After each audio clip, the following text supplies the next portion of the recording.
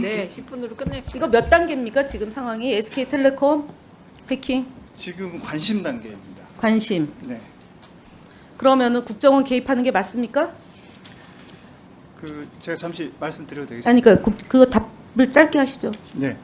지금 저희 그 간사님께서 갖고 계시는 매뉴얼의 정보통신 분야 사이버 위기 대응 실무 매뉴얼에 보시면 그 이게 기본적으로 그 체계가 7쪽에 보시면 위기 관리 체계에 그 도표에 보시면 대통령을 정점으로 해서 그 NSC가 있고 그 밑에 국가안보실 밑에 사이버안보비서관실 아니 그러니까 예, 지금 그때 밑에 국정원이 있고 저희가 체계가 돼 있습니다. 그래서 이 매뉴얼 상으로 보면 그 지금 이제 저 각 분야의 대응 체계, 교육 분야, 정보통신 분야, 외교 분야 이런 분야의 상위의 컨트롤 타워로서 국가 사이버 위기 알겠어요. 관리단이 그러니까 위기 관리 있습니다. 체계 및 임무와 관련해서 지금 이제 위기 관리 체계는 대통령 국가안보실 국정원이 있고 네. 각기 정통부와 각 분야가 있는 그렇습니다. 그 도표상은 그렇고요. 지금 네네. 거기서 지금 말씀하신 게 1단계 관심이라고 네, 지금 관심 얘기하셨잖아요. 단계를 유지하고 있습니다. 네. 관심이면 컨트롤 타워가 어디입니까? 과기정통부. 네, 그러니까 아까 위원장님이 각기 정통부라고 얘기했던 그 네.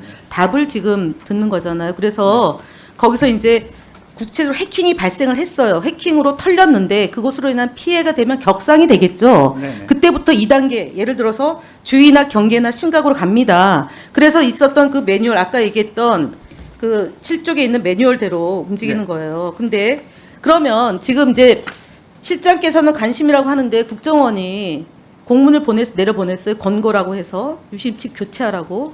그럼 그 국정원이 왜 했습니까? 그러면 그거는 관심이 아니라 주의 경계까지 올라간 거죠.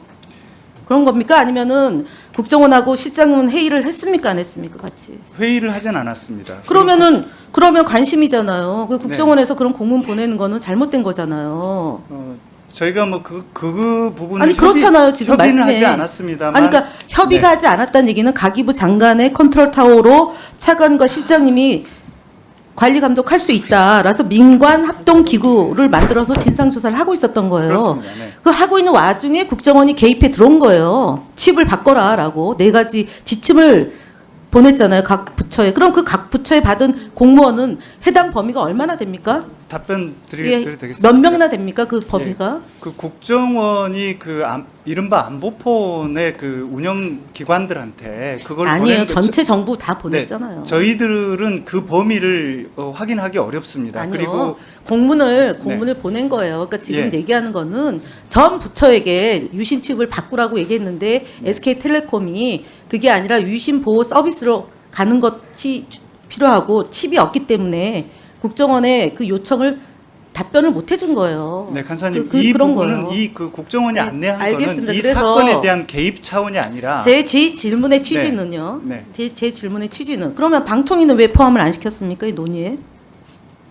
방통위는 왜 포함이 안 됐습니까? 저희 민간 합동 조사단의 참여 기관으로 방통위는 들어있지 않습니다. 아까 얘기했잖아요. 위기관리 체계 및 임무에 들어가면 정보통신 분야의 가기정통부하고 한국인터넷진흥원도 있지만 네네. 정보통신 기업 등도 있고요. 그 맞습니다. 뒤에 가면 네. 관련되어 있는 부처도 같이 논의하게 돼 있어요. 네. 그 필요한 협의는 방통위 실무지랑 들어와야 계속 하고 되는 거죠. 있습니다. 논의 구조에 들어왔어야 되는 겁니다. 근데 방통위는 시장 조사로 다니고요. 그다음 이용자 보호를 관할하는 부위원장이 질문하겠지만 강제라는 표현을 썼어요. 유심 보호 서비스를 강제로 한다라는 얘기를 지난번 4월 30일 날 한 겁니다. 그게 강제입니까? 보호 시스템이 가입하는 게? 제가 네, 얘기하세요. 한 말씀만 드리고 네. 싶은데요. 그 장관님께서 아까 법제처 그 말씀을 하셨는데요. 저희가 보면 이제 사이버 위기 대응 실무 매뉴얼이나 이런 체계에서 보여지는 그 구조에서 각 분야별 담당하는 상위의 국정원의 사이버 위기 관리단이 있고 이런 개념으로 보면 국정원이 컨트롤 타워 역할을 하는 것처럼 보이는데 아까 위원장님께서 슬라이드에서 보여주신 것처럼 상위 법들에서는 또 분명히 정보통신망법상의 민간 분야는 그렇습니다. 과기정통부로 그래서 지금 이렇게 돼 얘기하는- 있어서 예. 그런 약간 저희도 좀 아니 혼선이 그래서요. 있어서 혼선이 있는 네. 게 아니고요. 명확히 매뉴얼 상에 이게 어제 오늘의 매뉴얼이 아니지 않습니까? 무슨 윤석열 정부의 매뉴얼이 아니에요. 그 오래전부터 노무현 정부 때부터 매뉴얼을 만들어 왔고 이명박 박근혜 정부 경과하면서 윤석열 정부에서 국정원이 위기 시스템 위기관리 표준 매뉴얼에 국정원이 들어간 겁니다. 민간 영역에. 그래서 그거는 뭐 개정하면 되는 문제인데 네, 개정은 제가 23년에 된 거로 예, 개정이 알고 된 거예요. 있습니다. 네. 그러니까 윤석열 정부의 국정원이 들어온 겁니다. 그래서 그 시기가 아까 김호영 의원도 얘기했지만 네. 계엄을 준비했던 시기하고 맞물려 있다라는 말씀을 드릴게요. 제가 그것까지는 얘기 안 하겠지만 일단 들어가세요. 네. 그래서 지금 말씀드리는 취지는 SK텔레콤 이게 제가 지난번에 강두영 차관님 물었잖아요. 이 기관이 SK텔레콤을 정보 보호를 하는 그 시설로 살펴보시겠다는데 어떻게 살펴보셨어요? 그 결과 나왔습니까? 뭐 지금 저 그때 말씀드린 대로입니다. 그게 기반 시설의 정보통신 기반 보호 시설에 해당 서버를 적용하는 것을 추진 중에 있습니다. 네, 추진하시고요. 김태규 부위원장님. 예. 판사 출신이잖아요. 법률가잖아요. 법조인으로 지금 방통위 상임위원으로 들어오신 겁니다. 맞죠? 예. 예. 그러면 지금 지난번에 65세 이상의 유심보호 서비스 강제 가입과 관련한 것을 과학기술정보통신부하고 얘기하고 있다고 얘기하셨어요? 예. 그죠? 예. 근데 판사 출신의 변호사가 전기통신사업법을 모를 리는 없지 않습니까? 무슨 법적 검토가 필요합니까? 일방적으로 유심 보호 서비스에 가입하도록 많은 의원들이 지적을 했고 그래서 SK텔레콤이 지금 2,400만 명 가량 보호 서비스를 가입을 했어요. 근데 제가 묻는 거는 김태규 위원장이 강제 가입이라는 표현을 그날 썼기 때문에 오늘 꼭 불러서 제가 확인하고 싶었던 거고요. 그다음에 주무부서입니다. 지금 방통위는. 답변 드릴까요? 아니 그러니까 주무부서예요. 그게 전기통신사업법하고 정보통신망법에 있습니다. 그래서 이를 위해서 지금 하신 일이 무엇인지 대표적으로 두 가지만 말씀을 해보시죠. 그 이후에. 지난번 그 말씀 드렸고요. 그리고 강제 가입하고 자동 가입이라는 표현이 서로 배치된 개념이 아닙니다.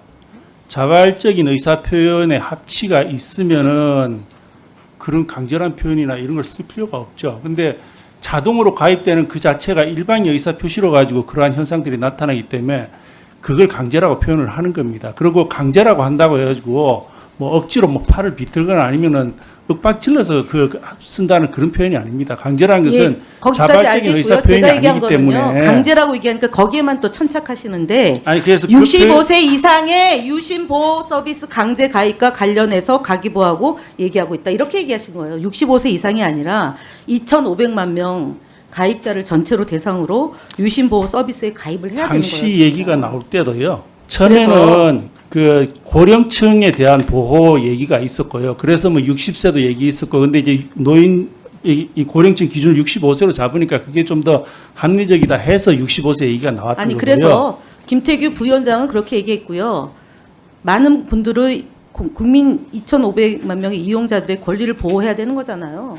그래서 특정해서 말씀을 하셔서 그 얘기가 그대로 된 게 아니라 어쨌든 SK텔레콤이 저희 청문회에서 나온 얘기를 수렴해서 신속하게 어쨌든 유심 보호 서비스에 다 가입하게 됐다라는 점을 말씀을 드리고자 해서 예. 확인하는 겁니다. 예. 질문 아닙니다. 그다음에 저희가 그 관련 법률 검토를 하고 계신다라는 얘기를 보고를 받았는데요. 어떤 법률 검토를 하고 계십니까? 지금 방통위는? 지금 65세 이상 부분은 저희들이 아니 그 얘기는 넘어갔고요.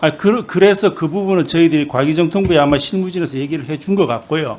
그리고 지금 추가로 지금 전체 65세 이상이 아니고 전체를 기준으로 지금 아마 SKT에서 거래 업무 처리를 한 것 같습니다. 그래서 그 부분과 관련해서도 혹시 위반이 없는지 또 추가적으로 아마 법률 검토를 하고 있는 걸로 알고 그러니까 있습니다. 65세 이상의 유심 보호 서비스 가입과 관련해서 법률 검토를 하고 회신 답변을 받고 있다. 이 얘기입니까?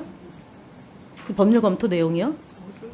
65세 부분은 아마 아니 제가 지금 지난번에 그 법률 검토 이거 말고 방통위에서 법률 검토를 하고 있다고 하고 있으니까 어떤 내용을 법률 검토를 하고 제가 있느냐는 그래서 질문이에요. 말씀을 드리지 않습니까? 지난번에 제가 여기 아까 쓰신 대로 그대로지 않습니까? 65세 이상 유심 보호 서비스 강제 가입과 관련해서 여기 제가 지난번에 한 얘기지 않습니까? 그래서 그 부분을 지난번에 얘기했고 그때도 하고 있다고 얘기했고 그래 얘기한 걸 아니, 그러니까 한 걸 얘기하라고 하시니까 지금 이 얘기를 제가 다시 드리는 저기 겁니다. 그거는 약관을 변경해가지고요. 약관을 변경해서 그 유심 보호 서비스에 가입할 수 있도록 조치를 취한 거죠. SK텔레콤. 예, 뭐 그렇게 한 거는 또 SK텔레콤 SK에서 약관을 SK에서 변경할 수 있으니까 또 그리해서 잘 처리했으면은 그 역시도 잘 된 일입니다.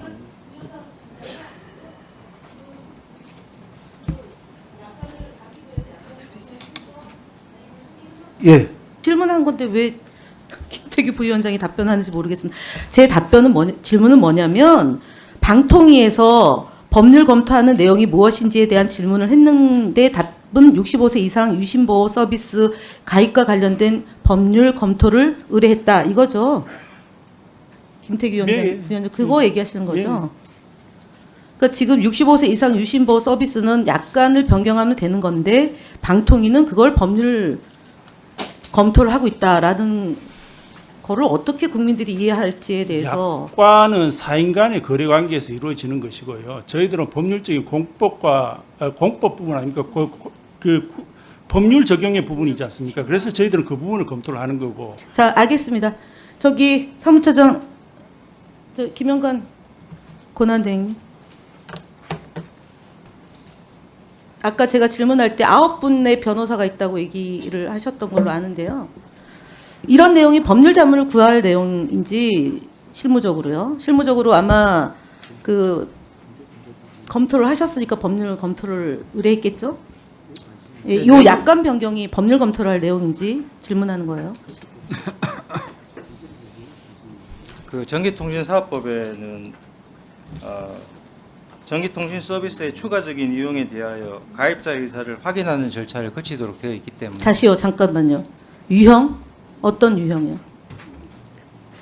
전기통신사업법 시행령에 전기통신 서비스의 추가적인 이용에 대하여 가입자의 의사를 확인하는 절차를 거치지 않고 이용 계약을 체결하는 행위가 금지 행위로 되어 있습니다. 그래서 그런 부분과 관련해서 저희가 법률 검토를 하고 그러면은 있는 가기정통부랑 협의하면 되는 문제 아닙니까? 가기정통부가 약관을 변경한 거 아닙니까? 그래서 SK텔레콤으로부터 그 유심보호 서비스를 가입할 수 있도록, 그러니까 T월드에 가입한 사람만 유심보호 서비스에 가입할 수 있도록 했는데